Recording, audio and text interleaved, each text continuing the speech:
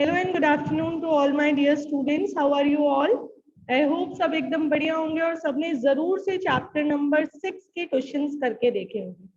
Have a look everyone. Today before starting the pie diagram, we will discuss question number 13 as this question covers two important parts, subdivided bar diagram and percentage bar diagram. The same question can be presented with either subdivided bar diagram or percentage bar diagram. Have a look. अगर आपको इस question में सब divided बार diagram बोले तो कैसे बनाना है, ध्यान से देखिएगा. अगर सब डिवाइडेड बार डायग्राम बोलेंगे तो what you are suppose to do, you have to draw axis. Axis draw किया मैंने. After drawing the axis what I am suppose to do is I will mark the values on Y axis. आप देखिए 50,000 और 80,000 है, तो मैं 20, 40, 60 और 80 mark कर देती हूँ. 20,000, 40,000, 60,000, 80,000. अब अगर आपको फैमिली ए सब डिवाइडेड बार डायग्राम बनाना है तो फैमिली ए का आप एक बार बना दीजिए 50,000 तक. ये मैंने 50,000 तक एक बार बना दिया. 50,000 40 और 60 के बीच में आएगा, मैंने 50 तक एक बना दिया. और फैमिली बी का मैं बना दूंगी यहां तक 80,000 तक का. सब डिवाइडेड बार डायग्राम बता रही हूँ आपको, ठीक है. Now what you are suppose to do, अब आपको फैमिली ए की बात कीजिए. फूड पे ये 15,000 एक्सपेंडिचर कर रहे हैं तो 15 पे एक लाइन बना देनी है. ये मैंने फैमिली ए का फूड शो कर दिया. फैमिली बी का फूड है 23, तो मैंने 23 के आसपास शो कर दिया. अब मैं बात करती हूँ क्लोथिंग की, तो फैमिली ए का क्लोथिंग है 9,000 और फैमिली बी का 17,000. मुझे 15 में 9 को ऐड करना है, दैट मीन्स 24. और मेरी जो नेक्स्ट लाइन रहेगी वो 24 पे रहेगी अप्रोक्स. और इधर मुझे 23 में 17 को ऐड करना है, दैट मीन्स 40. तो मेरी नेक्स्ट लाइन आएगी 40 पे. बस इसी तरीके से आप आगे कंटिन्यू करते जाएंगे और अपने ग्राफ को कंप्लीट कर देंगे, ठीक है. अब अगर इस क्वेश्चन को परसेंटेज बार डायग्राम में बनाना होगा तो ग्राफ बनने से पहले ही आपकी टेबल में 2 कॉलम ऐड हो जाएंगे परसेंटेज पे. एक यहाँ पे फैमिली ए के आगे और एक होगा ऐड फैमिली बी के आगे. Now what you are suppose to do, you are supposed to calculate the percentage of expenditure on different items. Food पे, क्लोथिंग पे, हाउस रेंट, एजुकेशन, इन सब पे आपको परसेंटेज देखना है. तो देखिए कैसे देखेंगे. टोटल एक्सपेंडिचर है 50,000, फूड पे मेरा एक्सपेंडिचर है 15,000. तो अगर मैं परसेंटेज की बात करूं तो 15,000 डिवाइडेड बाय 50,000 मल्टीप्लाइड बाय 100, मेरे पास यहाँ का परसेंट आ जाएगा. फिर 9,000 डिवाइडेड बाय 50,000 मल्टीप्लाइड बाय 100. इसी तरीके से मैं इन सबका परसेंटेज कैलकुलेट कर लूंगी और इन सबके परसेंटेज का एट लास्ट टोटल करके देखूंगी. If I am getting the total as 100 then my percentage are correct. यहाँ भी मैं वैसे ही परसेंटेज कैलकुलेट करूंगी. 23 divided by 80 multiplied by 100, 17 divided by 80 multiplied by 100, 11 divided by 80 multiplied by 100. Percentage calculate करूंगी, percentage का टोटल करके रख लूंगी. 100 आ रहा है. Now next step is to draw the bar diagram. कैसे बनाओगे देखो.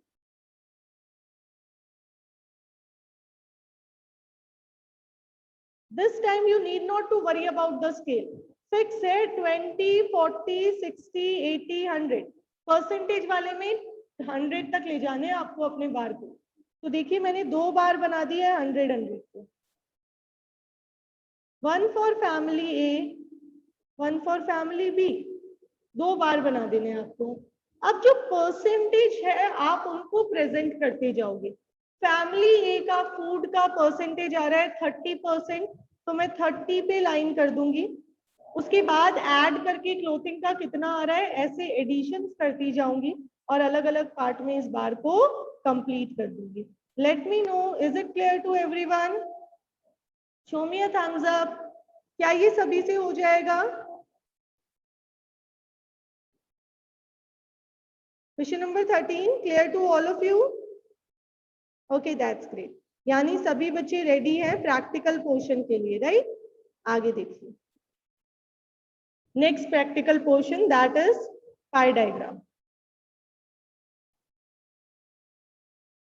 अब हमने कवर कर लिए 6 वन डायमेंशनल डायग्राम्स। कौन कौन से कवर किए हैं बेटा? हमने सिंपल बार डायग्राम पढ़ा जिसका हॉरिजॉन्टल और वर्टिकल दोनों पढ़ा। फिर हमने मल्टीपल बार डायग्राम, सब डिवाइडेड बार डायग्राम और परसेंटेज बार डायग्राम पढ़ा। उसके बाद में हमने पढ़ा deviation bar diagram and broken scale bar diagram. और अब हम स्टार्ट कर रहे हैं पाई diagram. Have a look at it.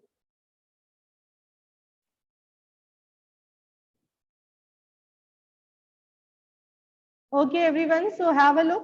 We have to cover the next part. Pie diagram. सब डिवाइडेड बार डायग्राम के जैसा ही है, बस सर्किल में एक्सप्लेन किया जाता है। ठीक है, जब हम सब डिवाइडेड बार डायग्राम की जगह एक सर्किल ड्रॉ कर देते हैं और सर्किल के अलग अलग सेक्शंस को पार्ट्स दे देते हैं, तो इसको कहा जाता है पाई डायग्राम। अब सर्किल के इक्वल कंपोनेंट्स किए जा सकते हैं अकॉर्डिंग टू द वैल्यू। ठीक है, हर्बर्ट और रेमंड के according a pi diagram is a chart of circular shape broken into sub division. एक सर्किल है जिसके मैंने सब डिविजन्स कर दिए होंगे डिग्री के अकॉर्डिंग। देखिए कैसे, मैंने एक सर्कल बना लिया, इस सर्कल का एरिया 360 डिग्री रहा होगा। अब मैंने इस सर्किल के अलग अलग पार्ट्स कर दिए एरिया वाइज। ठीक है, इस सर्किल के मैंने एरिया वाइज अलग अलग पार्ट कर दिए, तो वो बन गया try diagram.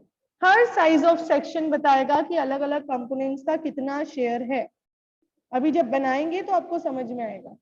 Now different angles representing values component part should be distinguished from one another by using different shades, colors or by giving explanatory or descriptive label। ये कह रहे हैं जो आपने सर्किल के अलग अलग पार्ट बनाए हैं उनको आपको डिस्टिंग्विश करना पड़ेगा, उसमें कुछ ना कुछ लेबल देने पड़ेंगे। पाई डायग्राम का एक और नाम होता है एंगुलर सर्कल डायग्राम। क्या नाम होता है? Angular circle diagram. एक ऐसा सर्किल वाला डायग्राम जो आपको अलग अलग चीजों के एंगल शो करता है। अब स्टेप्स ऑफ कंस्ट्रक्शन हम तो सीधा प्रैक्टिकली समझेंगे, हम ये थ्योरी नहीं पढ़ेंगे, हम तो समझेंगे कि कैसे बनाते हैं। देखो बहुत आसान है, सबसे ज्यादा इजी है, बस टेबल कैलकुलेट करनी है। अगर आपको एग्जामिनर यहाँ पे परसेंटेज ऑफ टोटल एक्सपेंडिचर दे देता है, आपको क्या दिया हुआ है? आइटम्स दिए हुए हैं डिफरेंट डिफरेंट, और आइटम्स के साथ उसका दिया हुआ है परसेंटेज।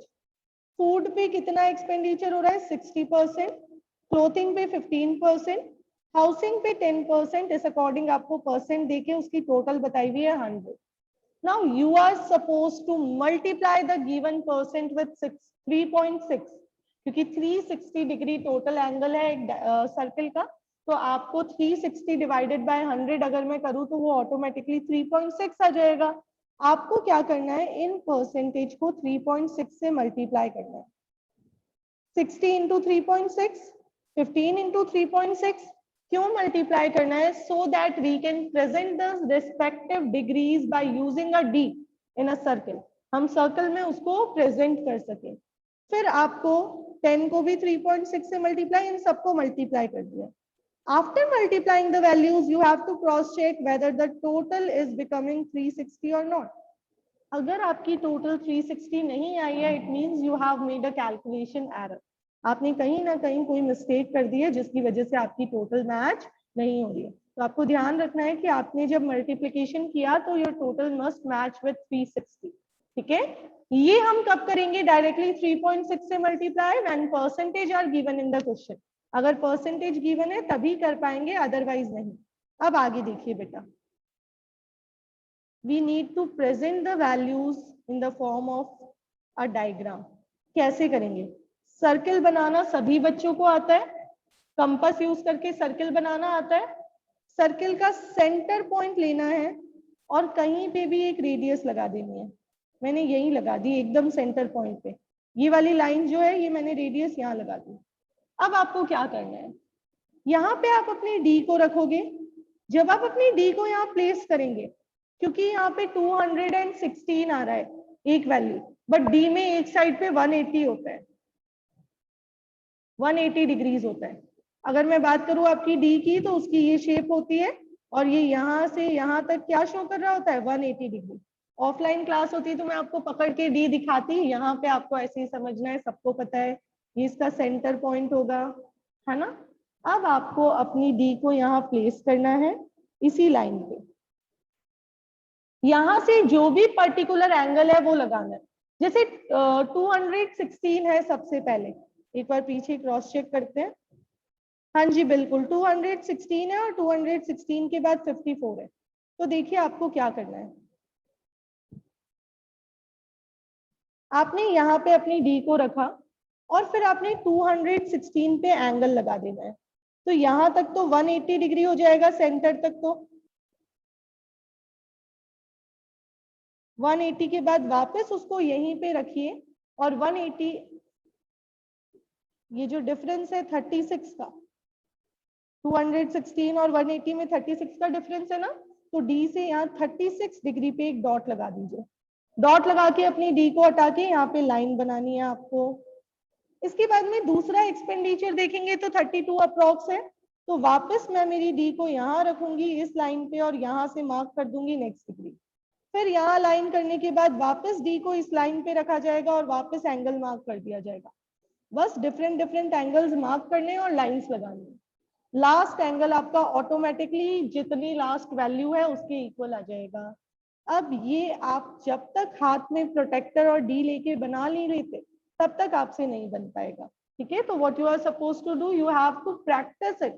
ठीक है, आपको आज घर पे बना के देखना है तभी पता चलेगा। अब ये देखो, this question is different, this time they have not given you the percentage. इन्होंने आपको मीन्स ऑफ ट्रांसपोर्ट और नंबर ऑफ व्हीकल्स दिए हैं, आपको परसेंट 24, आपको परसेंटेज नहीं दिया। This time you are supposed to calculate the percentage, then you will be multiplying the percentage with 3.6। कैसे, देखिए मैंने ये वैल्यूज ली, इनका टोटल किया, टोटल 10,000 है। Now I will have to calculate the percentage. कैसे कैलकुलेशन करते हैं, 4200 divided by total multiplied by 100, 42%। 2000 divided by total multiplied by 100, 1800 divided by total multiplied by 100। ये मेरे पास आ गई परसेंटेज। बस मुझे परसेंटेज को 3.6 से मल्टीप्लाई करना है और डिग्रीज निकाल के क्रॉस वेरीफाई करना है whether I am getting 160 degree और नॉट। अगर 160 डिग्री आ गया तो आगे का मामला तो बहुत इजी सही है। What you are suppose to do, you have to draw a circle. Circle draw करके यहाँ पे मैंने अपनी डी को रखा और डी को यहाँ प्लेस करके मैंने सबसे पहला एंगल लगा दिया मेरे क्वेश्चन के अकॉर्डिंग 151.2 डिग्री पे। फिर 151.2 डिग्री पे मैं एक लाइन बनाऊंगी and after drawing the line I have to again mark the next angle। मैं वो नेक्स्ट एंगल मार्क कर दूंगी। बस ऐसे नेक्स्ट एंगल मार्किंग करते हुए आपका पूरा कंप्लीट हो जाएगा। अब आप इनमें अलग अलग शेडिंग और अलग अलग ड्राइंग्स कर सकते हो as per your taste. Colours भी फिल कर सकते हो, डबल भी बोल सकते हैं, डबल पाई डायग्राम्स बनाने को। फैमिली ए और फैमिली बी का एक्सपेंडिचर है जो हमने सब डिवाइडेड और परसेंटेज बार डायग्राम में यूज किया था, वही क्वेश्चन। अब इसमें आपको इस बार कह दिया परसेंटेज बार डायग्राम बनाओ, सॉरी पाई डायग्राम बनाओ। तो firstly you will convert the values into percent. कैसे कन्वर्ट करते हैं, value upon total multiplied by 100 conversion करेंगे, right. And then I will be multiplying the percentages with 3.6 in order to get the degrees। और degree calculate करने के बाद I need to make a total और उसके बाद में मैं अपना सारा फर्दर कैलकुलेशन करके उसको पाई डायग्राम में प्रेजेंट कर दूंगी। अब बताइए क्या ये सभी से हो जाएगा। अलग अलग 2-3 एग्जांपल्स दिए हुए हैं फॉर योर प्रैक्टिस और बाद में दी हुई है limitations of diagrammatic presentation. Quickly हम इन लिमिटेशंस को कर लेते हैं, बस चैप्टर कंप्लीट हो गया है आपका। देखिए लिमिटेशन नंबर 1, बार ये जो डायग्रामेटिक प्रेजेंटेशन है ना, ये एक्सपर्ट के लिए यूजफुल नहीं है। क्यों, क्योंकि एक्सपर्ट इससे एग्जैक्ट इंफॉर्मेशन निकाल नहीं पाएगा। एक्सपर्ट्स को तो स्टैटिस्टिकल डेटा चाहिए, उनके लिए इस डायग्राम का कोई यूज नहीं है। नेक्स्ट, डायग्राम हमें सिर्फ लिमिटेड या अप्रोक्सीमेट इंफॉर्मेशन देते हैं, डिटेल्ड इंफॉर्मेशन अगर आपको चाहिए तो आपको वापस स्टैटिस्टिकल टेबल पे जाना पड़ेगा, ओरिजिनल जो टेबल है वहीं जाना पड़ेगा। Next, diagram can only B use for comparison. आप उसको सिर्फ कंपैरिजन पर्पस से यूज कर सकते हो और बहुत ज्यादा पर्पस आपको वो सर्व करके नहीं देगा। थ्योरी है, सिंपल रीडिंग करनी है, हो जाएगा आराम से। Then after have a look, diagrams can be misused easily. अगर हमने गलत डायग्राम बना दिया, अलग डेटा कुछ और कह रहा है और हमने डायग्राम कुछ और बना दिया, तो आपको नेगेटिव या फॉल्स इंफॉर्मेशन भी मिल सकती है। डिसेप्टिव इन्फेरेंस का मतलब होता है फॉल्स कंक्लूजन। ठीक है, तो हमें हमेशा ध्यान रखना चाहिए कि हमें कौन सा डायग्राम किस वैल्यू के साथ बनाना है। फिर डायग्राम्स के बाद कोई स्टेप हो ही नहीं सकता, डायग्राम से फर्दर एनालिसिस पॉसिबल नहीं है। अगर आपको कोई भी फर्दर एनालिसिस करना है तो आप उसके लिए डायग्राम यूज नहीं कर पाओगे, आपको कुछ और वैल्यूज यूज करनी होगी। और माइन्यूट डिफरेंसेस को डायग्राम्स में प्रेजेंट करना इजी नहीं है।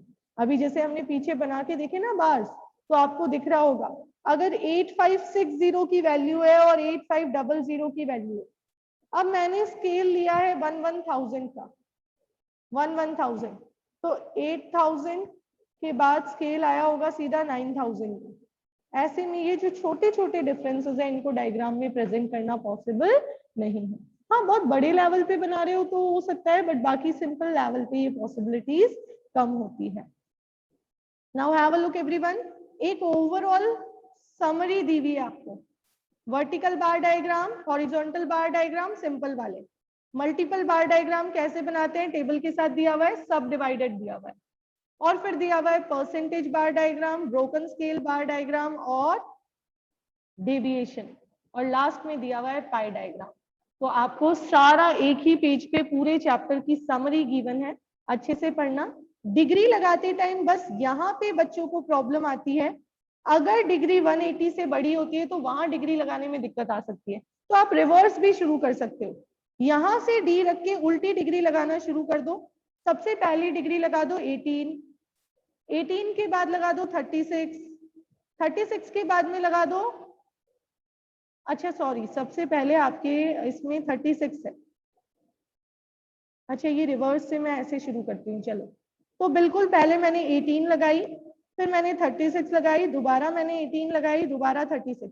अब ये वाला पोर्शन कवर हो गया, जो रिमेनिंग है वो अपने आप ही 252 आ जाएगा, राइट। तो आप बहुत आराम से इसको कर पाएंगे, बस प्रैक्टिस की रिक्वायरमेंट है, तो प्रैक्टिस करके देखिएगा। कुछ भी डाउट्स या कंफ्यूजन हो तो डिस्कस करेंगे नेक्स्ट क्लास में, और स्टार्ट करेंगे नेक्स्ट क्लास में हम अपना एक न्यू चैप्टर। यहाँ तक अच्छे से पढ़ाई करके रखना, अच्छे से लर्निंग करके रखना, और कल वाला टेस्ट सभी बच्चे देना। Okay everyone, have a nice day, enjoy yourself.